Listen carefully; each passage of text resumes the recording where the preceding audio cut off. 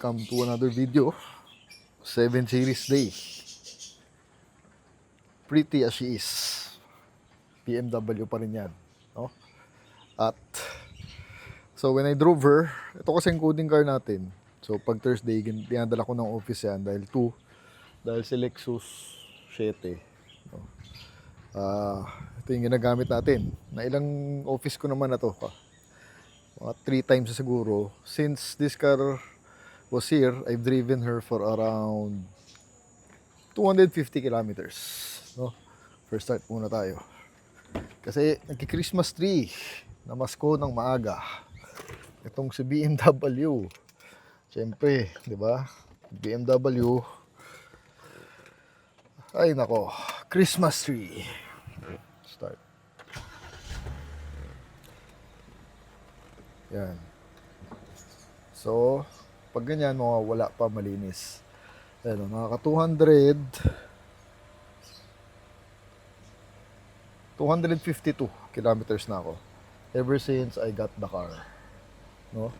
So, pag ganyan, okay pa, malinis pa, walang sinasabi.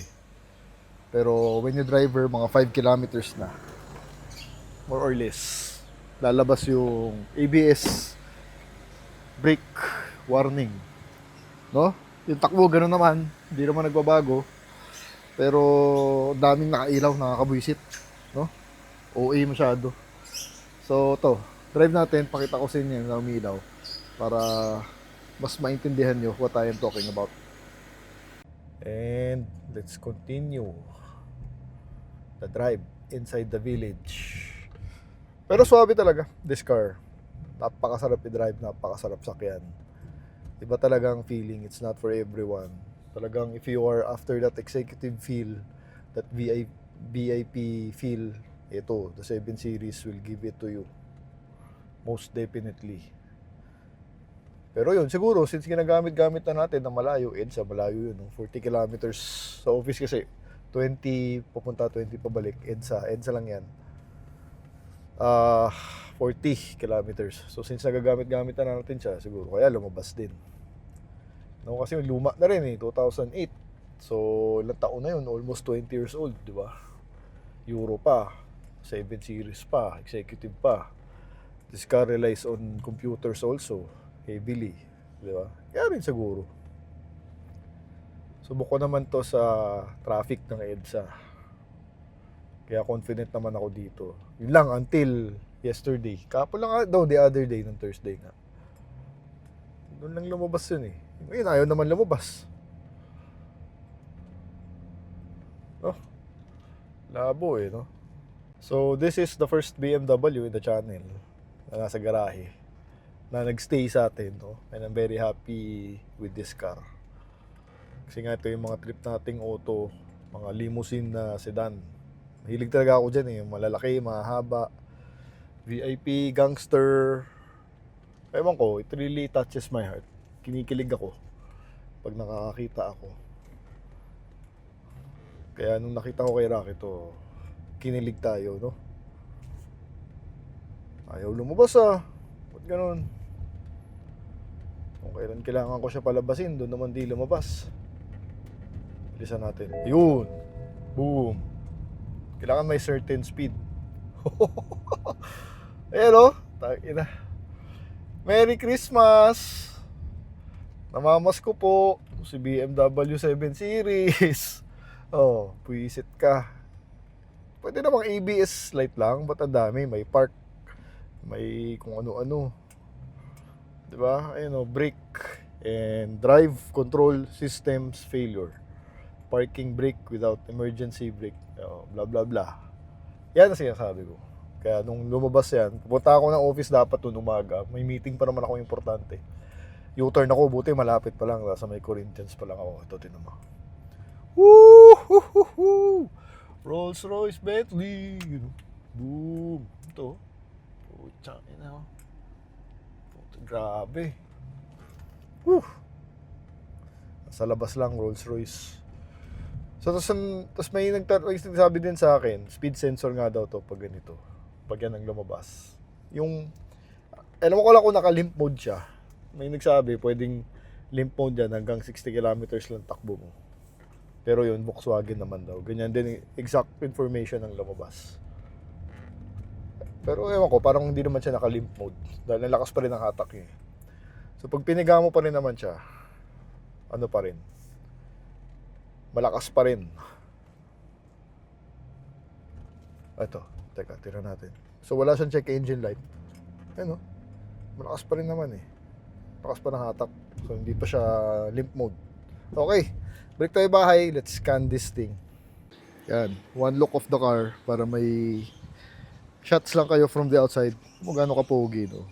Gaano ka VIP, pang presidente ng Pilipinas, pang CEO, no? And the color, lalo na yung mags, yung upgrade ni Rocky, napakaganda. Europlate, bagay.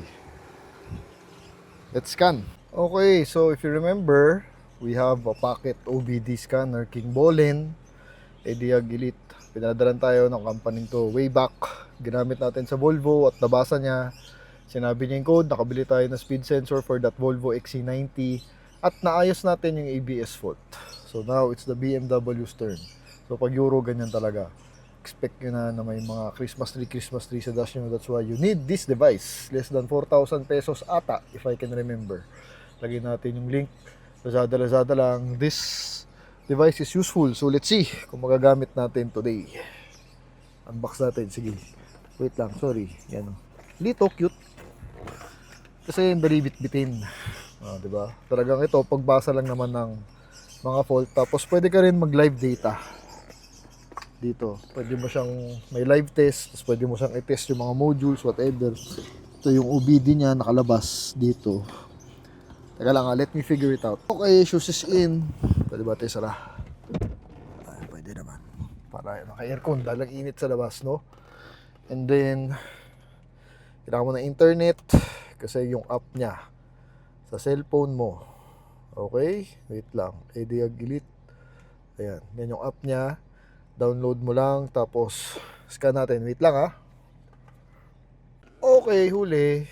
Here's the details of the car. 73Li Series 7 E66 mileage 77. O ayan, kita naman dito, no? So ito yung data natin. Okay, next. Scanning tayo. Puro green naman, no? Tingnan natin ha, wait lang. Yan, ganyan tsura niyan. And here we go. ECM, engine control module, transmission control module, yung sinasabi niya doon, EBS, SRS, power module, PDC, yan nga, part yung kanina, lights, air conditioning, meron din. Yan, tingnan natin, yung EBS siguro, no? Wait. Ayan. Part number. Ito yung code. So, yan na. May part number pa nga, ang galing, nakalagay Ito yung code, ECU identify.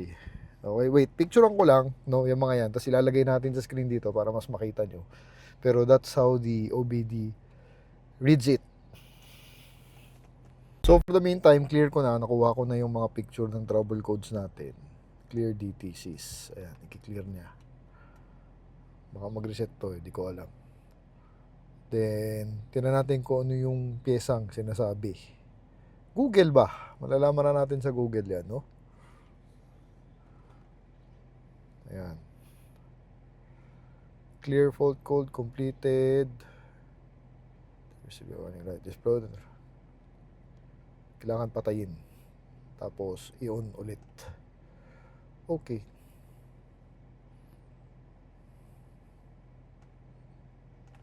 Ayan, no? Ito yun, no? Anti-block braking. Basahin nga natin ulit to. Teka, picture. Pack. Continue. Ito pala, clear fault.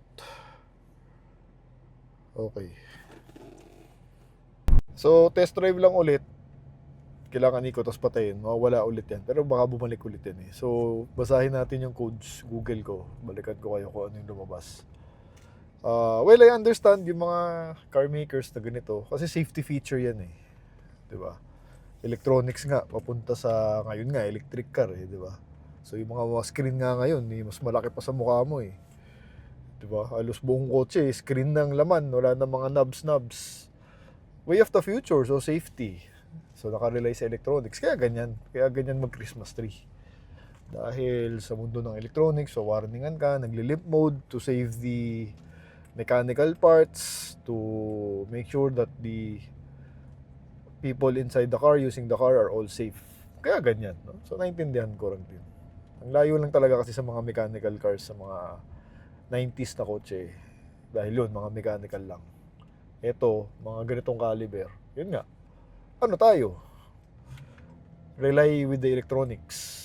Kaya ngayon, ang daming scanner na mga lumalabas, no? Teka, inulit ko lang na naka-ignition off para sure. Yan, may binasa na abnormal 3, doon tayo sa ABS. And then, yan, lumabas nga yung identify, then continue, then read fault code. Ayun. Ito, pressure sensor. Pressure sensor, 5BE8. Teka, picture natin ha. Ito yung sa engine code. Yan, engine, ECM. Teka, sorry ha, dalawa kasi kamay ko eh. Ganyan. Communicating, yan, lalabas yan. Continue, then read fault code. Oxygen sensor heater before catalytic activation. Send natin kay Rocky yan para nababasa na. No. Tapos yung transmission. Continue. Ito yung transmission. Read fault code. Yan. Brake light switch. Transmission. Brake light switch daw. Clear fault code. Okay. And then, ito, nawawala nga pag kini-clear mo to. Clear fault code. Okay. Ayun, nawawala ayo. Tapos, continue clear fault code. Ayun, pwede may actuation test to. Meron siya dito. Pipindutin mo lang. Clear DTCs. Iba, minor na lang eh. No fault code.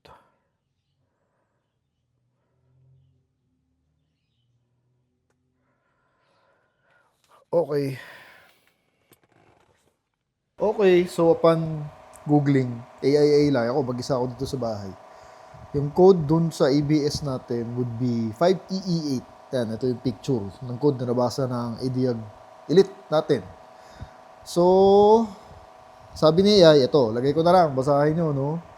Your BMW's DSC module uses a pre-charge pump to pre-pressurize the braking system. So, the plausibility error, ito yung nagustuhan ko dito. But the pressure sensor does not detect the expected. So, it's a pressure sensor. Di ko alam kung ano ibig sabihin yan. Ayan, no? Common causes, falling pre-charge pump, electric motor, pwedeng yung motor inside the pump, pwede ring pressure sensor. So, nasa ABS, hindi speed sensor ang sinasabi. Faulty ABS module, wiring issues, yan. Pero normally, 1 and 2. So, dun ka muna sa bad pressure sensor. Baka yun yung pinakamadaling palitan. No? So, kausapin ko lang si Rocky. Pag-usapan namin kung paano. Pero, at least, andyan na yung medyo alam na natin. Sinasabi ng computer, nakuha niya yung code. Yung fault code ng scanner natin. So, tinan namin kung paano gagawin. Kung sensor lang, install lang yun. Hanapin lang kung saan nakalagay dyan. Tapos, bili ng part. Si Rocky, lahat ng parts. From body to interior to electrical to mechanical, meron yun. Kasi install namin, tapos reset, no? So, that's the video for today. Sana nakatulong ako sa inyo. Kung may lumabas na fault na gano'n sa BMW, if you are an owner, yun probably yung, that's how you diagnose, no? So, kuha kayo ng scanner, OBD, yung mga lilit, yung mga mura, itong si ADIAG Elite, very cheap lang yan. So, magagamit natin when troubles like this happen, no? So, thank you so much for watching. Two different levels I cannot relate.